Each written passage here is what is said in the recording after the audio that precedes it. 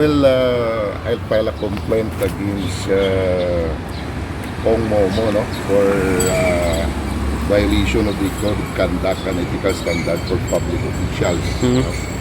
So, na-receive na ng House Committee on Ethics today, February 10, 2026. This morning lang sa Bernard, no? So, yun ang ating pakay dito ay magpa-receive ng complaint dito sa House Committee on Ethics dito sa House of Representatives. Ano pong sanction? Bakit po pinailan nyo ng ethics complaint? Ano po ba ang posisyon ni Congressman Momo ngayon? Well, kitang-kita naman, no, for sinasabi nating conflict of interest. It's because makita naman dito sa ating mga evidence, no, yung magiging one of the tawag dito, one of the owner siya, alleged owner siya ng corporation doon sa Surigao, no?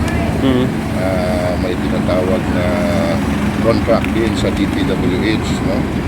And then sitting siya as congressman ngayon, no? So ito na yung complaint. So let the Ethics Committee do their job, so Bernard. I understand po, mayroon pong existing na kaso si Congressman Mo sa Office of Ombudsman. Yes, no? At na-file na natin last, I don't recall, no? Kung mga 2 months na yata. So let the justice do their job. Let the agency na magtrabaho sa kanila. Ang sa atin na sa Bernard is to file complaint based to the evidence. Sir, as advocate for anti-corruption,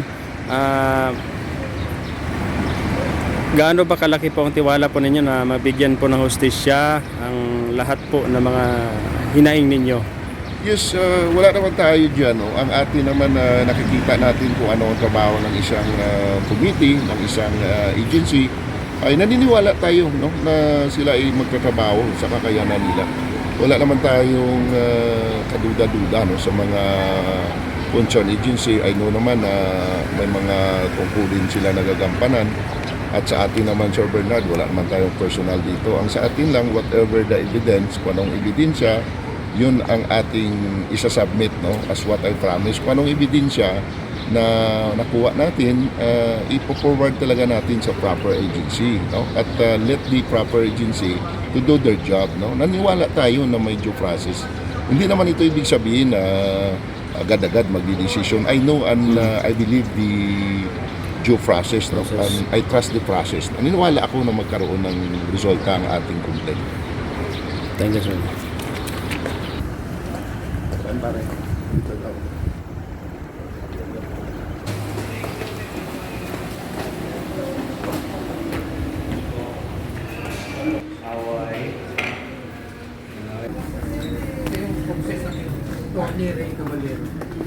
Receive na namin yan.